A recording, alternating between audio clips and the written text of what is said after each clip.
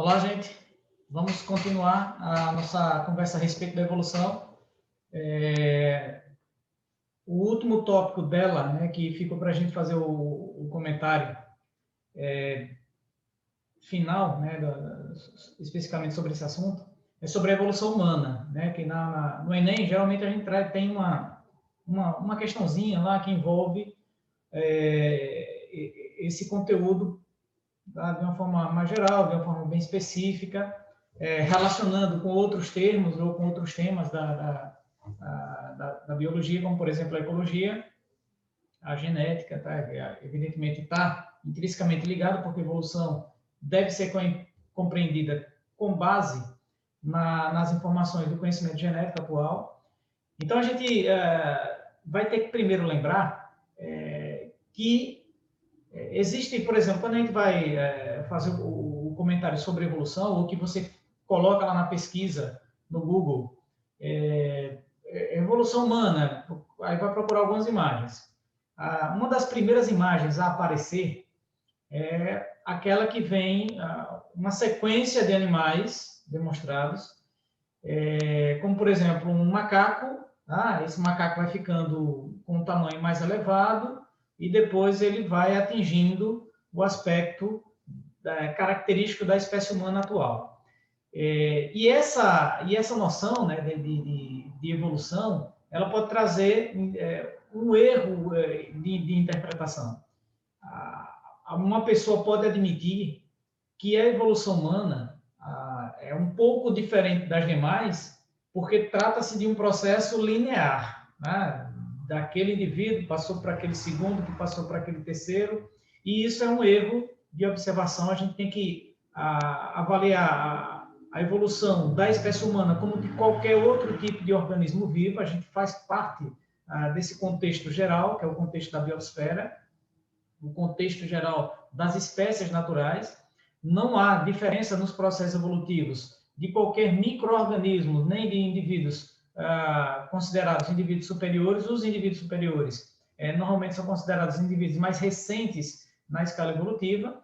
Então, aquelas espécies mais novas são aquelas espécies que tiveram as adaptações mais recentes e que a evolução nos trouxe ou nos trouxeram até aqui, certo? Trouxeram todos, né? Todos nós até o estágio em que a gente se encontra. E a evolução não para, não existe, a gente está aqui agora, então não está acontecendo o fenômeno evolutivo. Então, como a gente viu, os fatores evolutivos, eles dependem do processo de mistura genética, que é caracterizado, por exemplo, pela recombinação ou pela reprodução e pela reprodução sexuada, além dos fatores mutacionais, que todo e qualquer tipo de ser vivo é passível de sofrer essa ação. Os fatores migratórios, então as espécies estão migrando o tempo inteiro de um lado para o outro, isso daí não é novidade, é uma coisa normal, além de um processo chamado de seleção natural, do qual a espécie humana também é participante. A grande diferença entre nós e os demais é que a gente consegue moldar a seleção, ou seja, um ambiente que seria inóspito, que seria impróprio para a espécie humana, a gente consegue fazer uma modificação, a gente consegue fazer uma adaptação. Fatores de controle populacional, como, por exemplo, infecções, tendem a não selecionar mais os espécimes, ou seja, os indivíduos, em virtude da gente poder controlar os mecanismos de transmissão da doença, a gente curar a doença, prevenir, que é o que a gente está passando agora, encontrar meios de prevenção dessa doença. Então, é o ponto diferencial, mas a gente é passível, sim, de sofrer esses mecanismos que a gente chama de mecanismos evolutivos. Só que para que a gente fale de evolução humana, eu trabalho sempre com a ideia de que a gente precisa primeiro caracterizar a espécie humana como um todo. Então, a gente precisa caracterizar desde o seu sistema da sistemática, da classificação, a partir daí, tentar entender por que a espécie humana teve um avanço e uma dispersão, né? Se espalhou tanto pelos ambientes naturais, tornando, muitas vezes, artificiais, evidentemente, pela própria interferência nas modificações do ambiente, para que a gente pudesse sobreviver com mais facilidade. Então, a gente analisa a evolução humana a partir desse conceito. ou a partir dessa ideia, né? Então, um dos pontos que a gente tem que trabalhar seria daqui a classificar a evolução humana ou a espécie humana de acordo com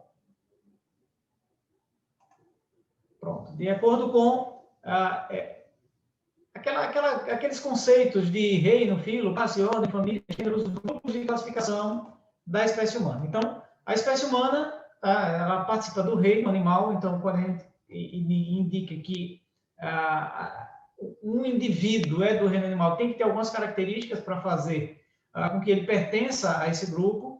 Lembrando que os critérios utilizados na sistemática, isso é um assunto lá do segundo ano, o critério que a gente utiliza é a relação de parentesco evolutivo. Então, quanto mais próximo do nível da espécie, subespécie, o indivíduo tiver, mais semelhante ele vai ser. Então, chegando na espécie, eles vão ser tão semelhantes que vão ser capazes de se cruzar e de gerar descendentes férteis. Essa palavra férteis, lá no finalzinho, é importantíssima, que vocês que vão fazer Enem agora recentemente, deverão estar bem atentos para isso. Então, o reino animal, quais são essas características? O que é que faz com que a gente seja colocado dentro do mesmo grupo que, por exemplo, uma água-viva, uma esponja aquática? Então, a gente é organismo pluricelular, a gente é eucarionte, a gente não tem parede celular e a gente é heterótrofo por ingestão. A gente tem que ingerir o alimento. Então, essas características são aquelas que definem indivíduos do grupo animal. Só que o reino animal, ele é subdividido, ele é dividido em filos, cada reino contém filos. Então, no reino animal são alguns filos, 9 filos no total, filo de acordo com a classificação mais aquela que é direcionada para ensino médio, né?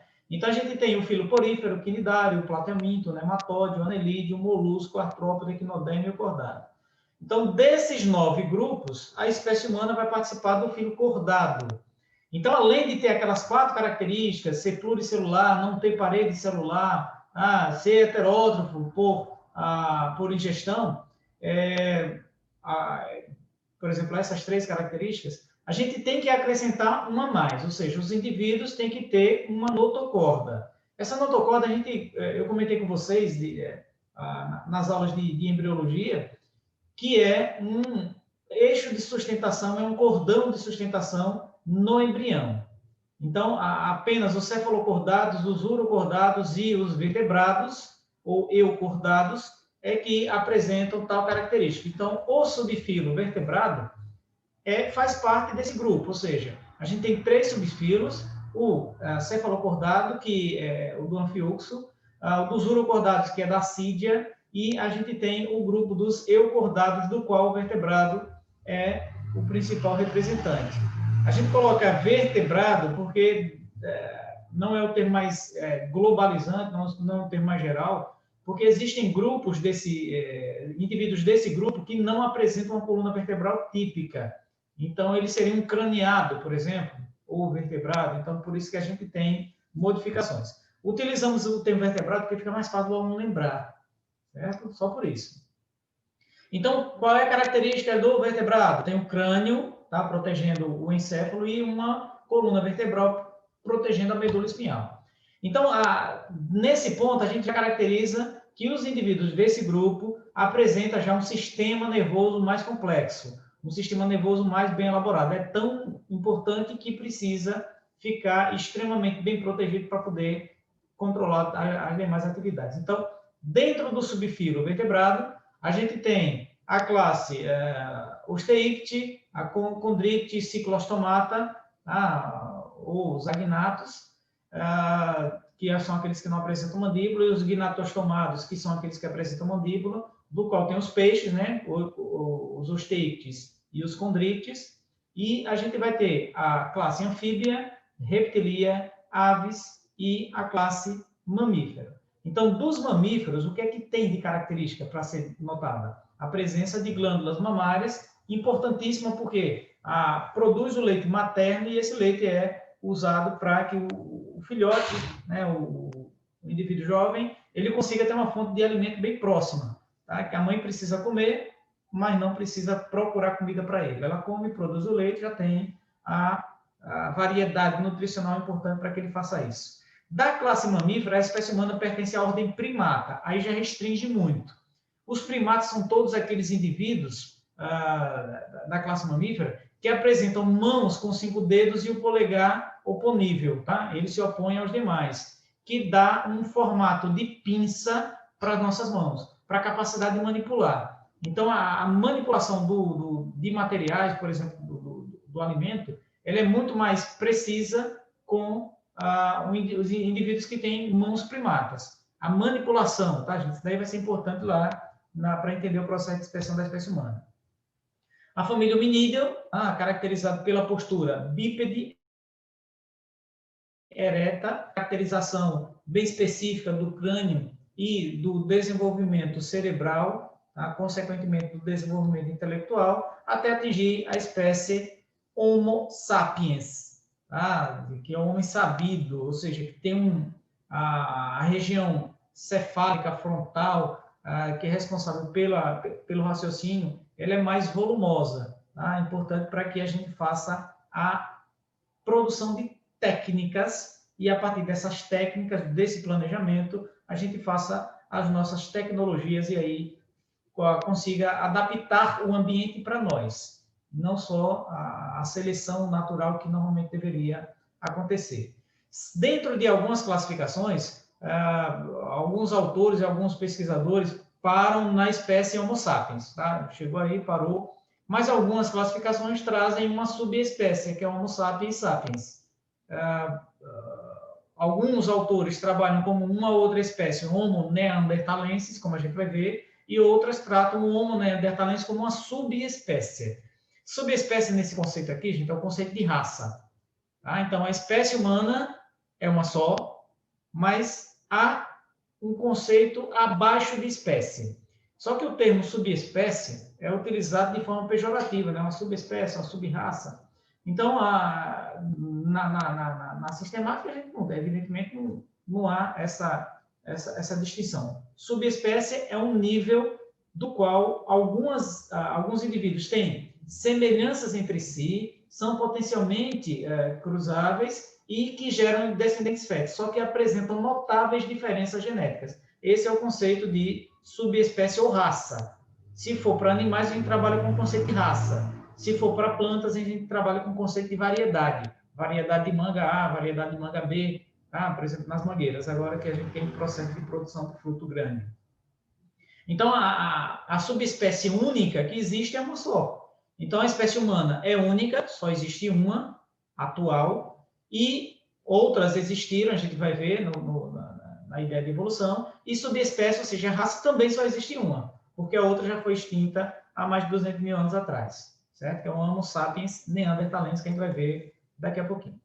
Bom, uma das imagens que a gente já viu em provas do Enem é fazer um trajeto de relação evolutiva entre os primatas, entre os prosímios, entre os macacos antropóides, são aqueles que assumem uma postura bípede relativa, antro, que está relacionado com a espécie com o humano, né?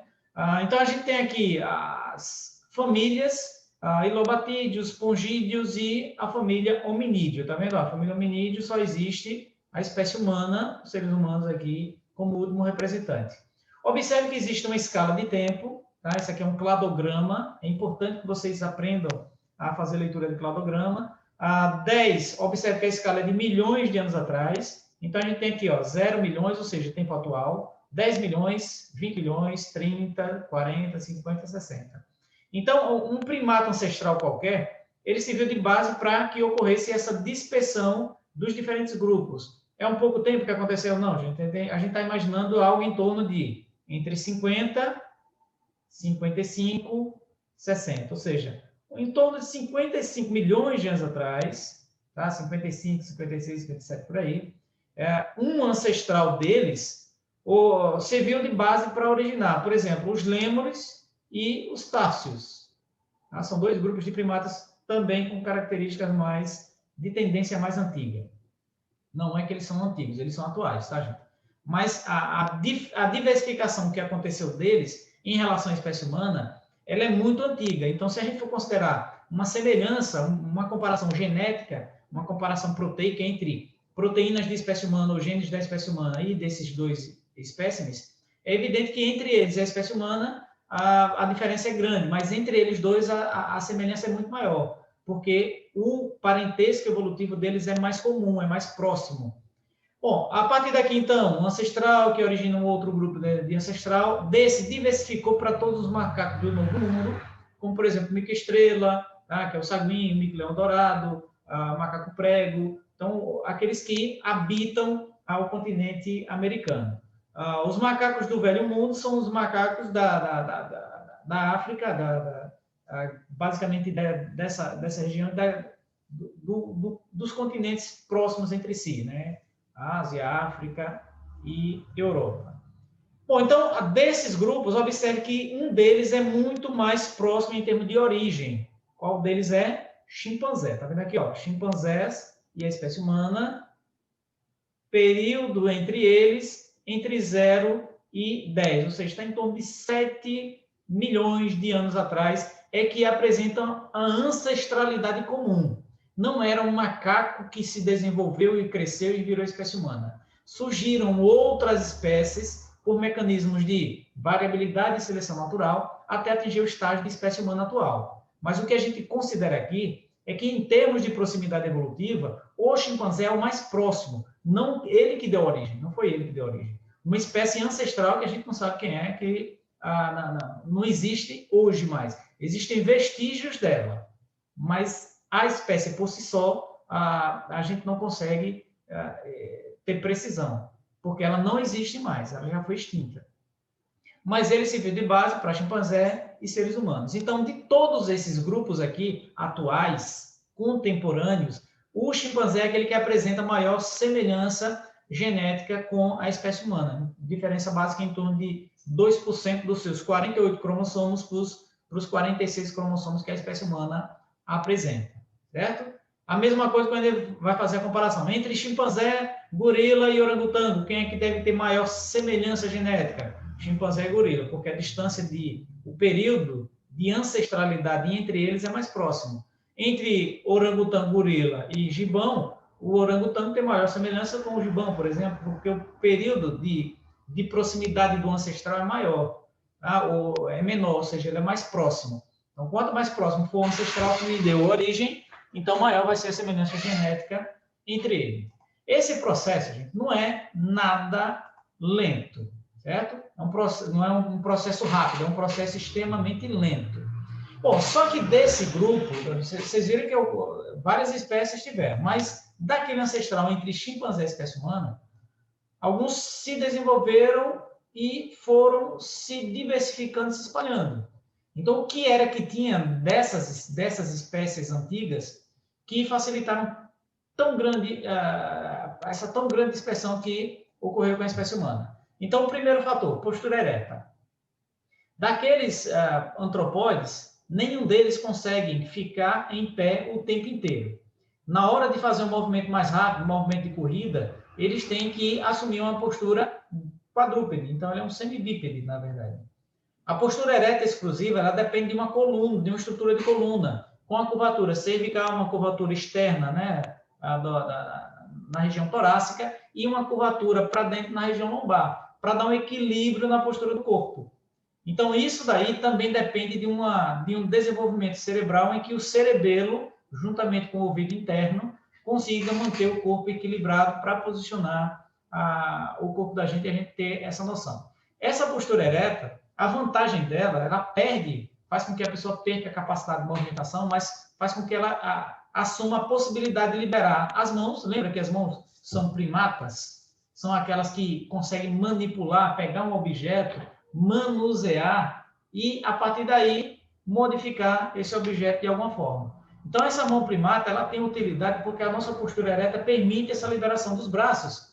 E, a partir das ideias que a gente tem, ou seja, do planejamento em virtude de um cérebro mais desenvolvido, gradualmente mais desenvolvido, né? Então, aqueles que não tiveram tanto desenvolvimento acabaram perdendo na competição e cedendo espaço para aqueles que apresentavam desenvolvimento intelectual melhor. A partir daí, então, você tem a postura ereta, você libera suas mãos, o seu cérebro planeja e suas mãos produzem a tecnologia. Essa tecnologia, ela tem que ser transmitida, o conhecimento dessa tecnologia para facilitar a sobrevivência humana, ela tem que ser transmitida. Para transmitir, eu preciso falar bem, eu preciso ter uma linguagem que faça essa função. Uma linguagem bem elaborada, que depende de um cérebro também muito bem desenvolvido. E a gente precisa ter o contato. Tá? Hoje o nosso contato é virtual, mas o contato que a gente precisa, está todo mundo doido para esse negócio acabar, para todo mundo estar com contato direto e fazer o que a gente fazia constantemente antes dessa pandemia, que é a proximidade. Então, a vivência social é algo necessário. Muita gente está em pânico, né? Porque ficou durante muito tempo isolado, há necessidade de isolamento ainda, no entanto, o pessoal não consegue suportar e aí tem que se juntar e fazer aquela algazarra que normalmente é uma tendência do convívio. Mas a vivência social na origem da evolução humana, ela é importante porque a gente tem essa tendência gregária, essa tendência de... não é gregária, tá, gente? É gregária, de agregar, de juntar. Essa tendência gregária para que a gente, além de facilitar a nossa defesa, além da ideia primitiva, né, da origem da espécie humana, a gente transmita com mais facilidade esses conhecimentos. Então, essa linguagem bem elaborada, ela pode ser escrita, ela pode ser falada, tá? Ela pode ser em gestos. A gente tem, por exemplo, a imagem da pintura rupestre, que também já foi item de prova de evolução, não especificamente da espécie humana, mas de evolução, né? Uma questão muito bem elaborada, até por sinal. Para que a gente tenha ideia de que esse mecanismo de modificação da espécie humana não foi lento, não foi rápido, desculpe, tá, gente? Segunda vez que já é. Foi extremamente lento, a gente vai lembrar do processo de especiação. Como era o processo de especiação? Imagine uma população ancestral, A qualquer, em que os indivíduos têm variação. Observe que tem tonalidades diferentes. Por algum fator, ou uma separação em virtude de variações nutricionais, tá? Que seria um isolamento, uma separação por uma seleção natural disruptiva, né? Que separa o grupo em dois, mas pode ser, por exemplo, por um isolamento geográfico, uma barreira geográfica. Digamos que essa população fosse separada em duas, casualmente separou do jeito que está aí nessa imagem. Então, aqui eu vou chamar de população A, que é a população B, mas ambos são da mesma espécie, porque são semelhantes entre si, com capacidade de cruzar e de gerar filhos férteis. Mas lembrem que os fatores ambientais podem ser diferentes e tendem a ser diferentes, porque estão em dois ambientes. Se os fatores naturais são diferentes, então aqueles fatores de modificação dos seres, eles também vão ser extremamente diferentes. Até um pouco diferente ou muito diferente. Vai depender das condições, mas o que é importante é saber que serão diferentes. Então, essa população de cima, que eu chamei de população A, vai estar exposta a fatores ambientais diferentes da população daqui de baixo, que eu chamei de B. Automaticamente, os fatores de seleção, quais são os fatores de seleção? Aqueles que são considerados fatores de resistência ambiental. Naquele gráfico nos gráficos de ecologia, a gente fala sobre isso, de resistência ambiental. Então, nesse caso, você vai ter seleção natural diferente, fatores de competição diferente, fatores de predatismo diferente, fatores de amensalismo diferente, tudo diferente. Então, nesse caso, a seleção natural, ela vai agir de forma diferente, vai selecionar algumas variações na população B, que serão diferentes daquelas da população A, porque as adaptações serão diferentes. E a partir daí a gente nota que um grupo mantém-se estabilizado, mas o outro apresentam agora algumas diferenças, porque ocorreu uma seleção. Por exemplo, nesse ambiente, aqui pode ser um ambiente mais seco e aqui pode ser um ambiente mais verde, um ambiente com maior vegetação, com chuva mais constante. E aquelas espécies, ou aquela variação que tende a ter uma tonalidade da cor do ambiente, verde, certo? Da vegetação, tende a ficar escondido e não sofrer ação de predadores. Aqui, a gente tem uma região de árvores que caem as folhas, então fica mais nos troncos. Então, você poderia ter uma situação como essa. Então, ambiente diferente, seleção natural diferente, até que chega um ponto em que essas duas populações elas não vão mais cruzar porque as modificações foram tão graves, foram tão extremas, que impediram que elas reproduzissem entre si. E aí atingiu o isolamento reprodutivo. Então, isso aqui é um mecanismo de especiação. É de hoje para amanhã? É de uma hora para outra? Não, gente, é de anos. Há vários anos vão se passar, centenas, dezenas, centenas, milhares, milhões, vai depender do estágio de modificação pelo qual cada grupo está passando, ou cada espécie passou, beleza? Mas lembre que é um processo longo, lento. Por que eu estou colocando isso? Para a gente entender essas linhagens aqui. Você tem daquele ponto de bifurcação entre o que ia para o chimpanzé e o que vai para o ser humano, naquele gráfico da evolução dos primatas. Então, observe que cada ponto aqui representa uma ancestralidade. Alguma origem que não prosseguiu na evolução, foi extinta, mas ocorrem modificações. Alguns são graduais, outros têm aquelas rupturas. Então, a gente tem eixos de gradualismo, eixos de cladogênese, certo? Ou seja, ruptura, separação do grupo em dois, um sofre seleção natural até atingir um ambiente, mas que, por algum fator, tende a ser eliminado, porque não resiste aos fatores ambientais, de resistência ambiental. Algumas outras espécies originam ancestrais, que, por sua vez, originam espécies mais recentes. De qual forma? Separando o grupo, sofrendo modificações ambientais, até atingir o estágio de espécies distintas, como no caso aqui, Homo neanderthalensis, tá vendo? Nesse esquema, esse Homo neanderthalensis é colocado como espécie e não como subespécie, e a espécie Homo sapiens. Nesse caso, não há o conceito de subespécie. Observe que eles tiveram uma ancestralidade, mas não foi o Homo de Neandertal que deu origem à espécie humana atual. Certo? Eles foram de uma mesma origem, do Homo ergastes, de acordo com essa chave evolutiva. O Homo erectus estaria na base do Homo neanderthalensis e o Homo habilis estaria na base da evolução do Homo sapiens. Então, nesse caso, você tem espécies que eram população ancestral, que foi dividida em grupos, cada grupo vivendo em ambientes distintos, ocorrendo seleções diferentes até atingir o estágio no qual a espécie se encontra ou no que ela foi eliminada, certo? Então, aqui a espécie atual e aqui a espécie que foi eliminada há mais de 27, não existe registro mais dela há 27 mil anos atrás, beleza?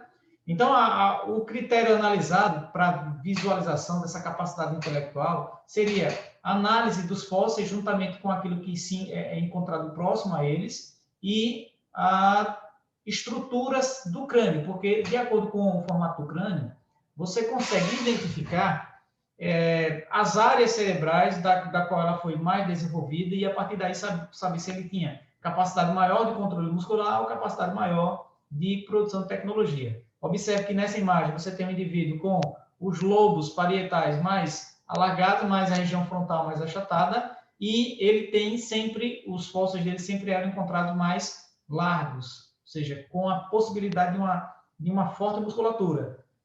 A musculatura não dá para ter certeza, mas pela estrutura esquelética eles fazem essa avaliação. E a estrutura do crânio é que é fundamental para discernir a capacidade intelectual que cada uma deles tinha. Nesse ponto, a gente pode perceber que não é uma evolução contínua, tá? Mais uma vez, não é nada contínuo, que uma foi originando outra. Observe que algumas dessas espécies, de australopithecus, por exemplo, que foram os primeiros hominídeos, algumas delas foram contemporâneas. Observe essa linha de 2 milhões de anos atrás. Ó. Nessa linha de 2 milhões de anos atrás, no mesmo ambiente, no mesmo período de tempo, você encontrou aqui registros de Australopithecus boiceus, robustos, Homo habilis, Homo ergaster, certo? Não foi que um foi dando origem ao outro. Eles também tiveram ambientes de convivência, certo? Ou seja, competidores. Então, nessa competição, algumas espécies tiveram maior chance de sobreviver, ou pelo menos seus descendentes sobreviveram. Como, por exemplo, essa espécie Homo erectus, ó. Ela tinha uma alta capacidade de adaptação e de sobrevivência, porque ela viveu muito, de 200 mil anos atrás a cerca de 2 milhões de anos atrás. Então, observe o gráfico e o espaço de tempo da espécie humana atual, Homo sapiens, ó, de 0 a 0,2, ou seja, de 0 milhões de anos, que é o tempo atual, a 200 mil anos atrás. Então, a espécie humana tem um tempo extremamente curto de vida. É uma espécie nova, uma espécie recente.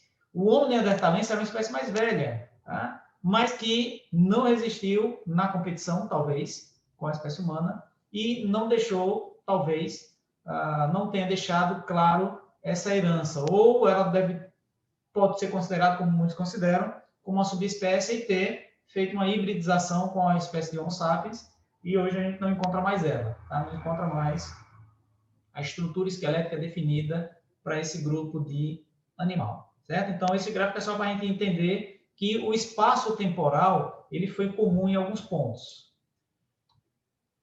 Essa é a imagem que a gente observa, certo, gente? De alguns gêneros, o gênero Australopithecus, que se assemelha muito ao macaco, mas a postura é bípede, observa por causa da estrutura da coluna. Mas o que a gente vai avaliar aqui é a evolução do crânio, tá? Face e crânio, certo? A cabeça como um todo. Do Homo habilis, do Homo erectus, do Homo sapiens neanderthalense. Observe que nessa escala, ou nesse gráfico, o autor considerou que é uma subespécie. Na verdade, eu não considero que seja uma imagem muito boa, porque na bibliografia a gente encontra indicando que os indivíduos encontrados considerados como Homo sapiens neanderthalenses eram maiores e mais largos, certo? Ou seja, tenderia a ter um aspecto mais forte. Colocou aqui como uma ideia de supremacia, mas o que interessa para esse estágio é a região frontal, mais reta, identificando o volume cerebral nessa região do raciocínio, tá? Da memória, que se espalha também nos lobos parietais, e a região occipital também ela é maior, ou seja, um cérebro mais volumoso, com a capacidade volumosa maior. Só que, por exemplo, o Homo sapiens neanderthalense, o volume craniano dele é maior, o volume geral. Mas o local onde ele é maior é a região do controle muscular, e não as regiões de memória e equilíbrio. Beleza? Então, a gente tem aqui uma imagem. Por que eu coloquei essa imagem aqui? Tá, gente? É um filmezinho que eu gosto de comentar, porque aqui trata da evolução humana. Tem um cidadão aqui no centro, junto com toda a sua família, inclusive esse aqui que está limpando o salão para fazer festa. Eles são grandes, fortes, mas para quem assistiu o filme vai saber o que eles eram, né? Eles não eram cidadãos assim extremamente inteligentes. E esse cidadãozinho aqui, né, que não era grande, não era forte, mas ele tinha uma capacidade incrível de adaptação, porque ele conseguia adaptar o ambiente para ele. Então, esse aqui seria considerado a espécie Homo sapiens sapiens, porque o autor considera como, tá? Quem foi o criador disso? Tem que ter um estudo específico para poder compreender e colocar as informações sem muitos erros. Claro que eles vão errar para caramba para fazer o desenho ficar bonito, a animação ficar bonita, mas o que importa é que ele considera, porque há uma junção do casal aqui no finalzinho do filme, né? A gente, quem quiser assista lá para fazer o acompanhamento desse desenho, dessa animação. E eles tendem a juntar para gerar filhos, ou seja, considerar indivíduos de uma mesma espécie, mas que de subespécies diferentes. Então, aqui ele considera como Homo sapiens neanderthalenses e esse aqui como Homo sapiens sapiens. Bom, e lembrando que a espécie humana evoluiu não só o corpo, mas evoluiu a mente, evoluiu tudo aquilo que está ao seu redor como guardado e transmitido de gerações em gerações, que é a cultura, né, que é importante para manter, para juntar, para definir um grupo. Então, o primeiro estágio de vida nômade, a partir, ou seja, não tinha lugar fixo, não tinha moradia, não tinha cuidado com mortos, não tinha crença em vida e pós-morte. Um segundo estágio é o domínio de técnicas da agricultura. E aí, para dominar a agricultura, você não pode sair de um lugar para o outro. Você tem que ficar no lugar para cuidar daquele cultivo, cuidar dos animais, ou seja, da pecuária. E aí você tem que fixar. Fixando, gente, tem uma tendência a formar cidades e a região de aldeias, né? Primeiro aldeias produtoras de suportes diferentes. Naqueles filmes medievais a gente encontra muito isso. Regiões pequenas, mas que tem que ir para um lugar para poder vender. Esse lugar para poder vender é a cidade, onde se caracteriza o centro de comércio. Muita gente no mesmo ambiente tende a melhorar as condições em termos de proteção, mas também tende a aumentar a capacidade de consumo. E aí um terceiro estágio foi o das revoluções industriais, certo? Que acelerou a produção, acelerou os mecanismos de consumo de utensílios ambientais, recursos naturais, até a gente atingir a evolução atual, que é a revolução cibernética. Tem um gráficozinho que mostra essa noção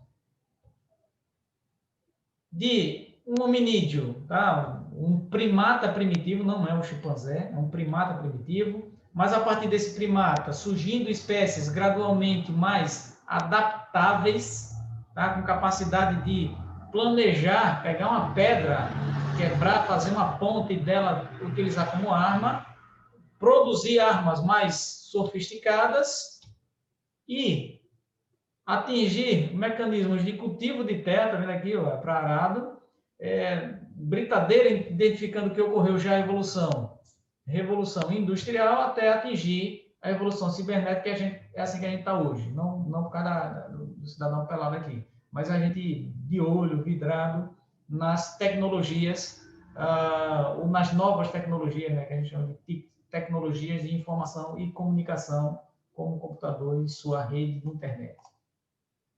E a último estágio, eu falei para vocês de uma arte rupestre, para quem não lembra o que é isso aqui.